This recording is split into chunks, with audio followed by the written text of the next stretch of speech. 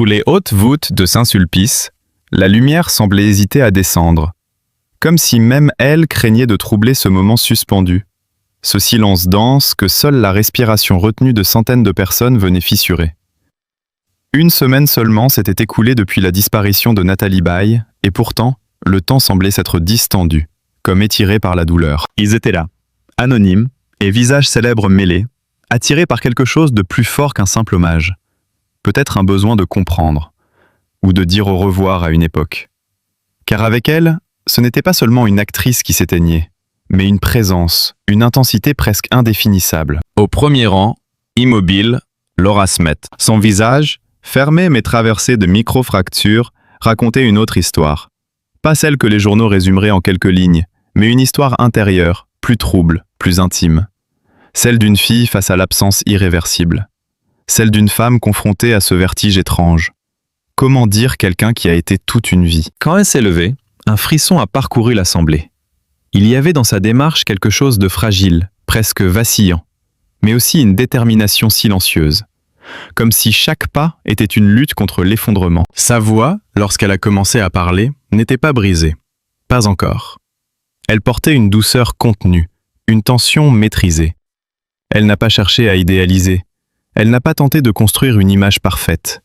Elle a parlé d'une mère, d'une femme, d'un lien. Et très vite, les mots ont pris une densité particulière. Elle a évoqué cette capacité presque mystérieuse qu'avait Nathalie Baye à relever les autres. Pas seulement elle, mais tant d'autres autour d'elle. Comme une force invisible, une présence rassurante dans les moments de chute. Une femme qui, derrière l'image publique, semblait incarner une forme de fidélité rare, celle de rester, même quand tout vacille. Mais au fil des phrases, une autre lecture s'imposait. Était-ce seulement un hommage ou une tentative de saisir ce qui échappe? Car comment résumer une mère en quelques mots? Surtout quand cette mère a été à la fois refuge, modèle et peut-être aussi une énigme. Laura Smet elle-même l'a laissé entendre, presque malgré elle. C'est compliqué de décrire ma maman. Une phrase simple, presque anodine, mais lourde de tout ce qu'elle ne dit pas. Derrière l'amour, il y a toujours des zones d'ombre. Derrière l'admiration, des silences. Et dans cette église, entre les regards humides et les souvenirs figés, une question semblait flotter sans jamais être formulée. Qui était vraiment Nathalie Baye, loin des caméras, loin des rôles? Laura a parlé de la naissance de son fils, Léo, de ce bonheur immense qu'il avait apporté à sa grand-mère. Et là, pour la première fois, sa voix a vacillé. Comme si, à travers cette évocation, elle touchait un point sensible, un instant où les générations se croisent, où la vie insiste malgré tout. Un petit-fils comme une continuité, comme une réponse silencieuse à la disparition. Mais cette idée, aussi apaisante soit-elle, n'efface pas tout. Car dans les regards échangés ce jour-là, dans les silences entre les mots, une autre réalité se dessinait. Celle d'une famille marquée par des histoires complexes, des héritages émotionnels lourds et une médiatisation constante. Être la fille de Nathalie Baye et de Johnny Hallyday, ce n'est pas seulement porter un nom.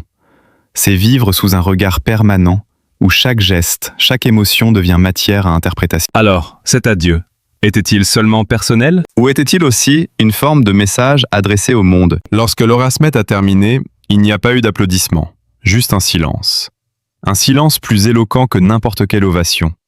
Comme si chacun avait compris qu'il venait d'assister à quelque chose de plus profond qu'un simple discours. Une tentative, fragile mais sincère, de retenir ce qui déjà s'échappe. Et pourtant, une sensation persistait. Comme si, derrière les mots d'amour, derrière l'image de la mère fabuleuse, il restait encore des choses non dites. Des fragments d'histoire que seuls les proches connaissent. Des vérités peut-être inconfortables ou simplement trop intimes pour être exposées. Car au fond, que reste-t-il vraiment d'une personne après sa disparition? Des souvenirs ou des interprétations? Des vérités ou des récits reconstruits pour apaiser les vivants? Ce matin-là, Paris ne ressemblait pas tout à fait à Paris. Quelque chose flottait dans l'air, une densité inhabituelle, comme si la ville elle-même refusait d'être simplement décor. Devant l'église Saint-Sulpice, les regards ne cherchaient pas à se croiser. Ils attendaient, ils guettaient. Ils espéraient peut-être saisir, dans un geste, dans une silhouette, une part de vérité. Car la disparition de Nathalie Baye n'avait rien d'un simple fait divers. Elle avait fissuré une mémoire collective, réveillé des histoires que l'on croyait apaisées, rouvert des chapitres que personne n'avait jamais vraiment refermés. Puis, presque sans bruit, elle apparaît. Laura Smet. Pas d'escorte visible, pas de regard vers la foule. Juste cette manière d'avancer, presque irréelle, comme si elle traversait un espace qui ne lui appartenait déjà plus.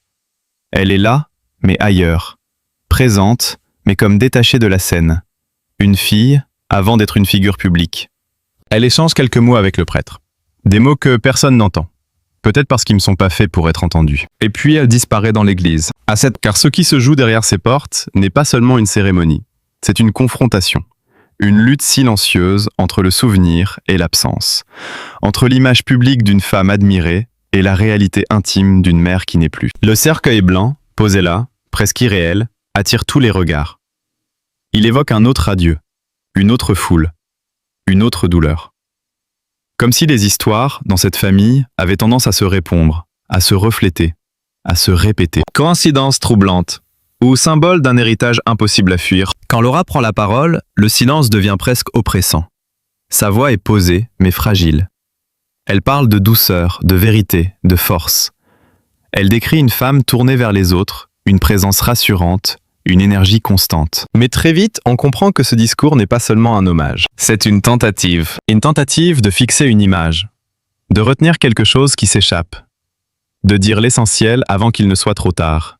Ou peut-être parce qu'il est déjà trop tard. Car derrière chaque mot, il y a une tension entre ce que l'on montre et ce que l'on garde. Entre la mère idéale et la réalité, toujours plus complexe, toujours plus nuancée. Et c'est là que le malaise s'installe. Pas un malaise visible, pas une rupture, mais une sensation diffuse, presque imperceptible, que tout n'est pas dit, que tout ne peut pas être dit. Parce que les histoires de famille, surtout celles qui ont été exposées au regard du monde entier, ne se résument jamais à des mots simples. Elles sont faites de silence. À l'extérieur, les visages continuent d'arriver. Certains sont attendus, d'autres surprennent. Mais tous racontent quelque chose. David Hallyday est là. Sa présence n'est pas spectaculaire. Elle est discrète, presque effacée. Et pourtant, elle pèse. Parce qu'elle incarne une autre branche de cette histoire, un autre regard, une autre mémoire. À ses côtés, Alexandra Pastor. Un peu en retrait, mais présente. Et puis, il y a Sylvie Vartan. Sa silhouette ne passe pas inaperçue. Non pas à cause de ce qu'elle représente médiatiquement, mais à cause de ce qu'elle symbolise ici. Une femme liée à Nathalie Baye par un passé commun, mais surtout par des liens familiaux que le temps n'a jamais complètement effacés. Deux femmes, un même homme.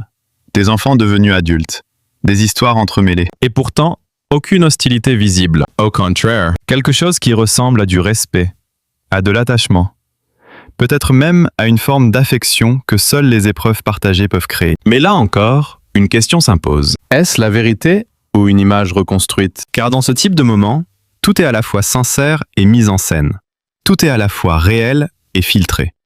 Chacun joue un rôle, parfois sans même s'en rendre compte. Et au centre de ce théâtre discret, il y a toujours Laura. Seule à son arrivée, seule face au cercueil, seule dans ses mots, mais entourée d'ombre, d'histoire, de souvenirs qui ne lui appartiennent pas entièrement. Son hommage, quelques jours plus tôt, résonne encore. J'ai perdu la moitié de mon cœur. Une phrase simple, presque banale, et pourtant, elle contient tout. La perte, bien sûr, mais aussi une idée plus troublante, celle d'une identité partagée, d'un lien si fort qu'il devient difficile de se définir sans l'autre. Alors, que reste-t-il quand cette moitié disparaît? Une liberté? Ou un vide impossible à combler? À mesure que la cérémonie avance, une impression étrange s'installe.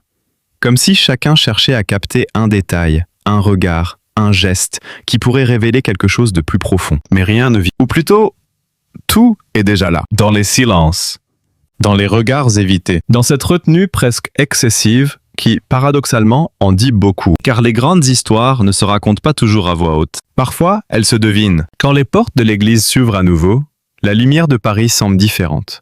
Plus froide, plus distante. Les gens sortent lentement. Certains pleurent, d'autres restent figés. Mais tous emportent avec eux une version de cette histoire. Le cercueil, lui, disparaîtra bientôt dans une intimité totale.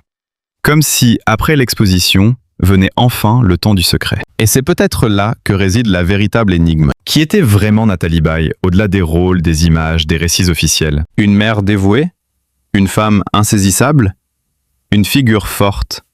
Ou une âme plus fragile qu'elle ne le laissait paraître? Et Laura, aujourd'hui, porte-t-elle seulement un deuil ou aussi le poids d'une histoire que personne n'a jamais totalement comprise? Au fond, cette cérémonie n'était peut-être pas une fin, mais une ouverture, une invitation à regarder autrement, à questionner ce que l'on croit savoir, à accepter que certaines vérités restent floues, incomplète, dérangeante. Alors dites-moi, Derrière cet hommage bouleversant, voyez-vous une famille unie par l'amour ou les fragments d'un passé encore chargé de non-dits?